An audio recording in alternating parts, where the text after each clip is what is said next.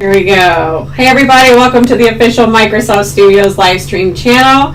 I am your forever question lady, Alex, and here are our esteemed hosts. Ghosts. I like ghosts better. Yeah, Ghosts. you're not real. You guys take it away. Tell the kids who you are. I'm Justin Roby, hat guy from last week, senior producer on multiplayer, and then my much more awesome friend.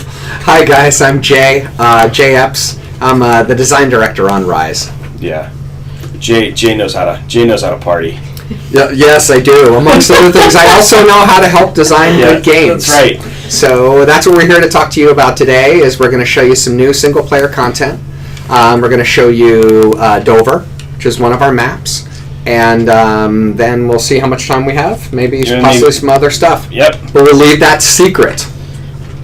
So we're showing, this is a pre-alpha build. Just kidding. No, this is near final, guys. So I know there's a lot of love last week about us showing an older build. This is the near final build of the game. We'll shut up so you can hear the cinematic. Okay, question lady is doing stuff. We don't know what's going on.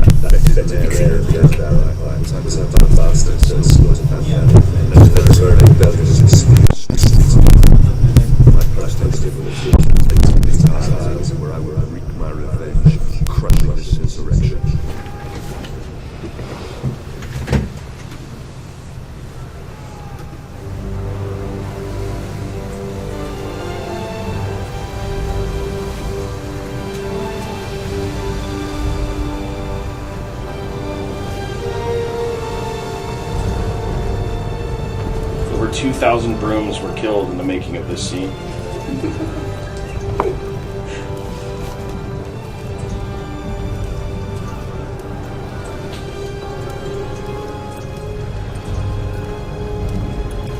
Legionaries, prepare to disembark! Dry land and a warm meal awaits us. Marines, prepare for docking!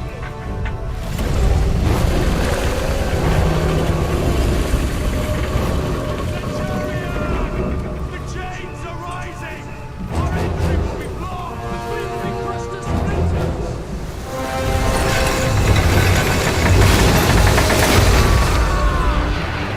Incendiaries incoming!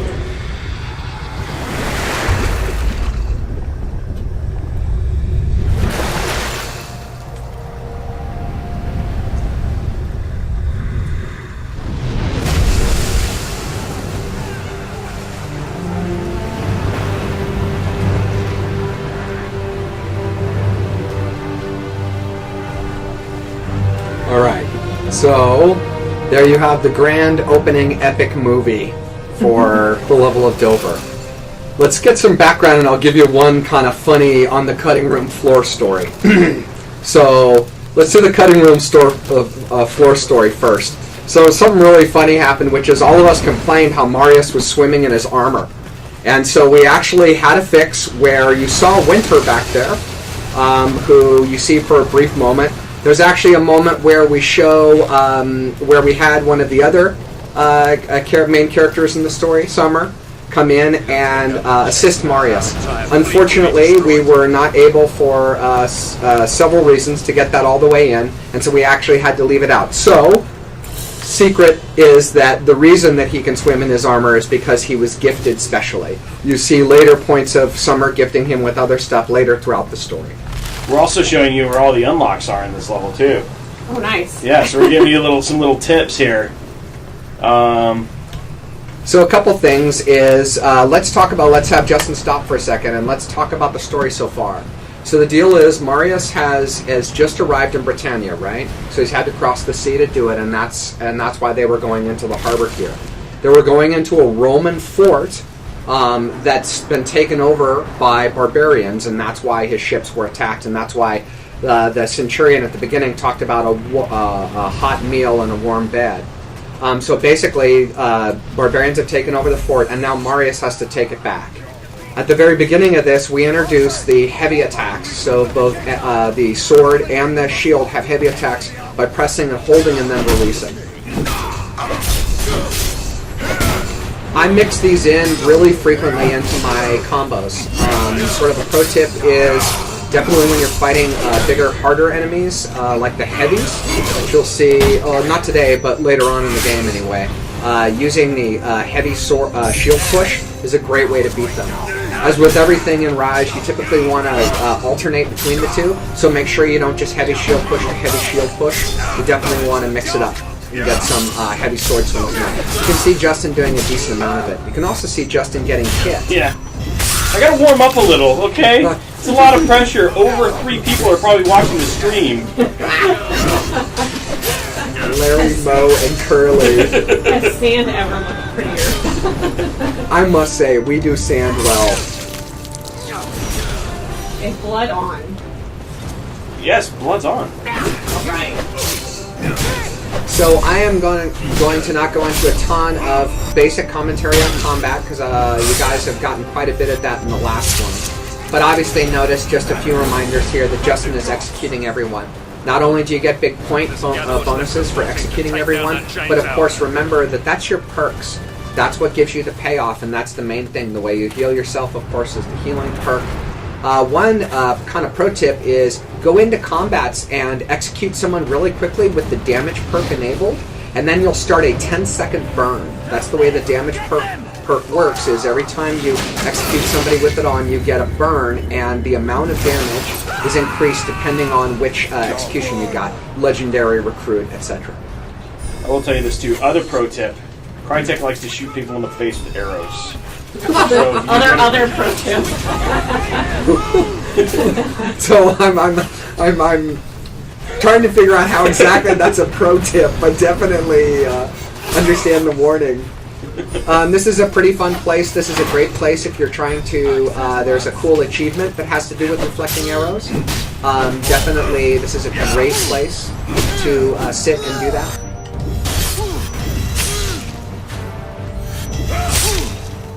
my suggestion is you do it all in one sword. But that's just Yeah, you can tell Justin did some time and put some time into multiplayer. That was a fantastic slip up. I've done Did some time. Thank you, Freud. One of the things that we learned as game developers is doing real time helps us make great combat games. So, big deal there is you saw that in the combat scroll as Justin finished that, because he executed everybody in that and took very few hits, and I didn't see all the combat scroll, but you can see he got points for everything. So performing really well is definitely the big difference, and of course all your rewards go way up, including perks and just the raw points themselves.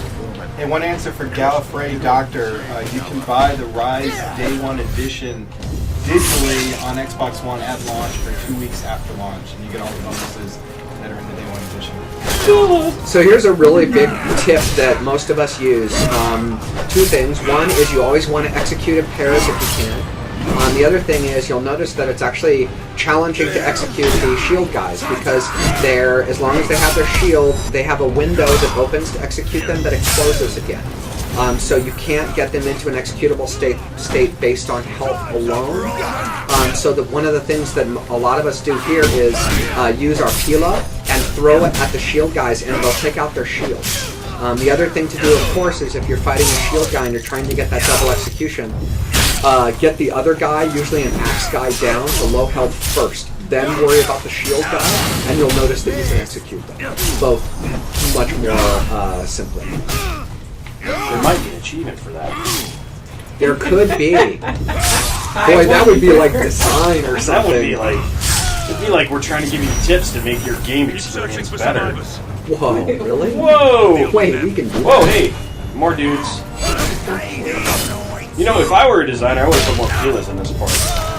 If you were only. I'm going to get to Andreas, the level designer who laid this out. Andreas, did you hear that? Okay, so Okay, I'm following his tip. Now he's going to now- set up the double. There we go. Oh, I'm gonna make sure. Good. Oh, there And we there go. he did it. See Look at that? that. So let's talk about skulls for a second. There's some confusion, or at least internally anyway, on how the skulls work. So the way the skulls work is a single white skull means that someone is executable in executable state, usually because you've gotten them to low health. The red skull means that you've critically stunned them, and those only last a certain amount of time. This can happen from multiple shield bashes. Okay, one cool thing is, look at the way that the Centurion, did you see the way that his plume fluctuated in the wind? That's a really nice feature, and as Roby was pointing out earlier, there were many brooms sacrificed in the filming of this section. Where were these Pila in the last fight area? Because there weren't nearly Andreas. as many guys. Just kidding. Yeah, he's kidding. So here's a pro tip. We originally had it so those boats back there that Justin just ran totally past because he wanted to do this melee. You can actually stand behind those boats back there and pick the guys off sort of one at a time if you want to do it with Pila. Except when you get hit. Except when you get hit. Yeah, I was looking for you, dude. These are the best ones we're doing. Getting high. Another great tip here, obviously, is you're always going to get the most points from using regular combos to execute people in doubles, right? So using Pila, using Ballista, those things don't give you nearly as many points, especially in the case of Ballista. Again, you have to execute well in some cases, so it's not always guaranteed, but definitely fits. Another thing is we have a focus mode, which slows enemies down in an area. One thing to be conscious of is while it definitely helps you get past a lot of encounters, if you want to get the absolute highest scores, you can't use focus. You actually get more points not using. However, it's a fantastic way to get through things, and it's a fantastic way to set up double executions, especially when you're kind of in the mid-tier point ability range. Okay, so put this one back over here. Now. You know where these are or something. Yeah, man. Wow. All I ever do is kill the dudes. Can we go for a few questions? Yeah, of course. We can go for a few questions as long as they're not going to make me look bad. Why is your face like that? What? Oh! That must be for question. Up. That should be for question lady. Oh, whatever. Because it's awesome. Okay. Can all of the HUD be disabled in a single player? I don't know. No. No. That's a resounding no. That's a no. From JFs, the Okay. foremost expert on HUD. Something. Can we talk about campaign length or how many hours of gameplay? Bajillion! A bajillion. There you have it. A bajillion. You learned. You learned. No, we can't. So, bajillion. A bajillion. I mean, it's just so very on Yep. what they want to get through. So, Like when Jay plays, it's about 150 hours. Oh, ladies and gentlemen. Are you implying that Jay is bad at life? No, he's not. Jay is way He's not better. shit To be too. honest, if Jay took this controller, he would make me be looking better now. So I bow to the master. No, it's okay. I do okay. But I do things for a laugh. One important thing there is you just saw that was the initial formation section, and that teaches you how to do the formation gameplay. Which right there was blocking arrows. Later on, it'll actually involve you throwing Pila too. We'll see that in a minute. I think they want to see. The other thing too is they want you to use Pila up here. I will definitely tell you in this section, you want to use Pila. That's right. One of the best things you can do, and this is a great pro tip, a huge benefit is to quick throw the Pila. And you do that just by pressing the left trigger and then quickly tapping the right trigger.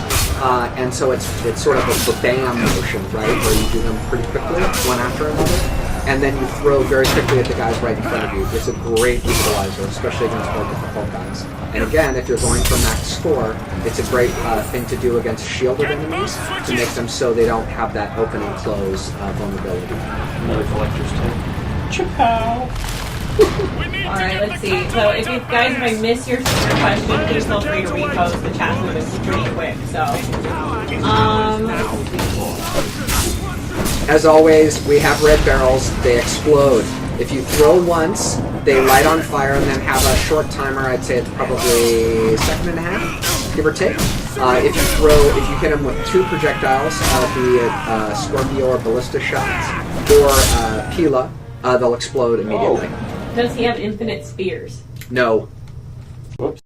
You can upgrade the number through. Oh, you got it back? Okay, one sorry, of the there we go. upgrade numbers. You do not have infinite spears. You have to pick them up, but you can upgrade the number You you carry. can see under the bottom right. That little arrow, those little Pila indicators. I mean, I have it. The little spearheads. Yeah, the little spearheads. Let's see. By the way, I was the model for the fat dude.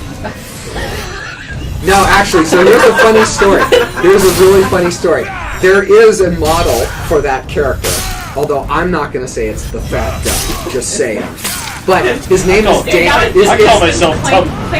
It's a great level layout guy at Crytek named Dan Truffin, and Dan's head looks exactly like the Barbarian. So every time I killed Barbarians, which I killed a lot, I had to apologize to the great god of Dan.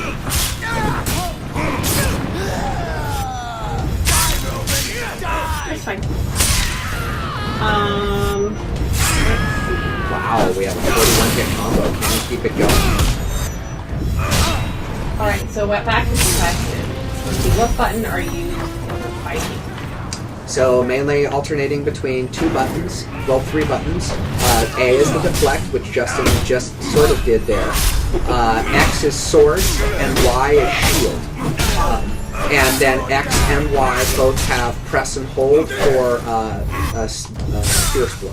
We had if you check out game trailers, and there's some other ones, there's a great Combat Vidoc that just went live today. Check out, it'll tell you all about the depth, a lot of the stuff that Jay is talking about right now. Ooh, good. My dudes are getting hurt, sorry. There's also B is evade or roll. Well, markets feature the same column in single player and multiplayer. Sorry. Different character. Yeah, so there's a different character for multiplayer and single player. Got it. In multiplayer, it's your own guy, and in single player, it's Marius Titus, the main hero. Got it. He has much more toned butt cheeks. It's good to know. I mean, that's an important thing. You know, because we actually spent polys on that. Really, we did. Oh my god. I'm not sure if the art director said a few more polys in the back. I mean, it's a valid point. Is there Connect functionality in this game? Yes, there is. It's what you know and love, it's voice. So you'll be issuing commands and through voice. Of course, if it's a late night session, as always, it'll be redundant on a button. But it's just like Mass Effect. It's a lot easier with voice. Alright. Are there any boss battles or is it focus on strategically playing towards it? No, well, we do have boss battles on top of strategically killing hordes. So yeah, we do have bosses. We're not featuring any of those today, and I don't think I'm allowed to talk about number and all that stuff. Right, yeah. There's a bajillion. Bajillion. See, there you go. There's someone you don't see off screen who's sitting with an earpiece in, and he's got a gun pointed relatively close to my head, and there's things I can't talk to. It's Shirt Guy, actually. They know who's Shirt Guy. Oh, okay, good. Yeah, shirt guy. They actually want to know. Junior had 2 questions for you. It was one of our regulars. Why you're not wearing a hat? And there was Because another St. Louis lost. I felt bad wearing the St. Louis. Like, kudos to the Boston Red Sox. Too bad about the resin thing, but I mean, hey. Wow! Eddie throws in a sore loser comment. Nicely done. Very nice. Don't mind, Boston. Can you sail the boats? All in caps. No, you cannot. But I do know I can. Question Lady will get you some places in the Redmond area where you can go learn to sailboats if you want. Stop signing me up for things I can't do. Alright, so let me interject a little bit with some story stuff here. One of the things is the beginning of this level, this is really where Marius grows up, right? He comes to Britannia and he's seen his family die, and now he wants revenge of blood. And we saw in the first part of this level that these are not just pushover barbarians. You know, they're really going to come at you and attack hard. For this part right here coming up on the beach, this is where we call this Saving Private Marius. And really this has to do with him realizing that war is brutal and savage, and that, again, these are not pushover enemies. These are tough challenges. And this is the E3 level. Like, so you are seeing this. This is like one of the reasons we want to show this is that this is what we showed at E3, and you can see how much it's changed. Where to what you were seeing the whole kind of the whole layout at this point too. That's right. So one of the big aspects here, if you want to get sort of designy about it, is the idea of violation of humanity. Right? You saw this guy trying to get the dead guy off him. The guy's jumping off the boat. The guy reaching for his missing arm. And here you see again that these barbarians are not to be trifled with, as you go through with this. So here's a super crazy one. You can actually walk up to that very first guy on the beach and execute. He's one of 2 enemies in the game that you can do that to. It's a funny leftoverture from someone. Are we talking about co-op or multiplayer? We can, yeah. We can. Some keep watching that DLC. We actually have announced a season's pass that will be available. The first DLC will be available. Oh, nice. So we can give you a DLC to the question. Awesome. Let's see. Well, I know there is some character progression. How deep is it? Skill points, equipment, etc. Can we talk about that at all? At this point, or was that for later screen? I don't know, Glenn. Can we talk about it, sure, guy? Progression, basic progression. Skill points, equipment, sure. So in single player, there's a full skill upgrade path. There's also where you can upgrade all the abilities Marius has. His focus, his basic set. I guess we're going to show it now. Yeah, so you got your skill upgrade. So like you said, this guy's really well upgraded. Yeah, so we can see here, but it shows the different ones that you can upgrade. That's right. So here we're featuring the health upgrades, and you can see you can upgrade the capsule, and then the amount of health in the capsule. So that's 2. You can see at the top of your screen there's focus, gain, and combat, and each of those are the abilities you can buy within that sort of broader set. Okay. One of the important ones is, go back for 1 second. Oh, sorry. Has probably gotten not a lot of play is go to combat. To talk about how deep combat is, the Burning Eagle upgrade. Burning Eagle mode is when you perfectly time blows to come, no matter what they are, whether they be deflections or attacks or shields. If you perfectly time them so they're happening right at the exact time, you enter Burning Eagle mode after a certain number of hits. This allows you to buy that down. When you get into that mode, you start going faster, and then at a certain threshold again, you start critically stunning enemies. So this shows some of the real depth. This is amazingly deep part of the combat, and actually I still struggle to get there every time. Our best players get there, but it shows sort of the high end of the depth. The other thing you can buy are executions. Here Justin is going between a lot of the different executions, and these are actually tied to special animations. Here he's going to buy one. So when you unlock new ones, you unlock the animation to use it. But also, too, as you can see there, as he keeps it on these, you see the bars that are there about mid-screen that show health, focus, XP. Those are the bonuses that you get for doing that execution. So as you keep buying all the ones within a certain tree, every one you buy cumulatively adds to the ones before it, so you start getting a lot more XP or a lot of whatever perk you have chosen. Okay, so we have a question. Will we only have a sword and shield, any other weapons in campaign? So we wanted to make sure that the focus stayed on sword and shield because we wanted to make sure that they were really deep. In campaign and multiplayer, the focus is only on sword and shield. We also want to say, though, that this is the classic Roman weapon. The Romans actually didn't fight with other weapons. They had auxilia, or secondary type guys who fought with them, and they fought with other weapons. Can you write a Now understand this. Understand Jay is like a Roman, like studied Romans. So in college, like he sleeps with a gladiator at night. Wow! What is A stuffed gladiator. I mean, like, you know. Yeah, like a stuffed toy, like a stuffed bear. He calls it Gladdy. Aw. Is it a trash bag? Okay, well, wow. Okay, I was okay with the teddy bear, but a trash bag, really? You know, like get glad. We're going to go too far now. Oh my god. Wow. Oh, we're That gonna was a bit of a stretch. I'm sorry, what was the other question? I don't even know anymore. Excellent. In case you guys even get the chat is moving so fast right now. There's so many people. It's fantastic. How about the Rumble features? Yeah, go ahead and you have it in front of you, Glenn. Rumble features? Question mark. We definitely, so there's, as with everything, there's definitely rumble on the kits and on the Deflex. One of the nice things is we have what are called impulse triggers, which are the triggers on the Xbox that rumble a little bit. We're going to see a part pretty soon where we actually use the impulse triggers when we throw the range kilo. And it's a ramp up effect in the mechanic, and the triggers mimic that ramp up in the trigger. So that's really nice. And then just so you know, there's another collectible up over here, over the right, next to one of these dying soldiers. Look out for those. In general, technically, the motors inside the I've found them, having been in games for a long time, more precise than the motors I've worked with before. So I think people will like our rumble. It's a little more subtle when you're doing, and there's definitely James Goddard, who was one of our main combat guys in the combat team. He spent a lot of time tuning it so that the sword feels slightly different than the shield. And when you deflect, it feels slightly different than the others. Can I kill enemies just by hitting them with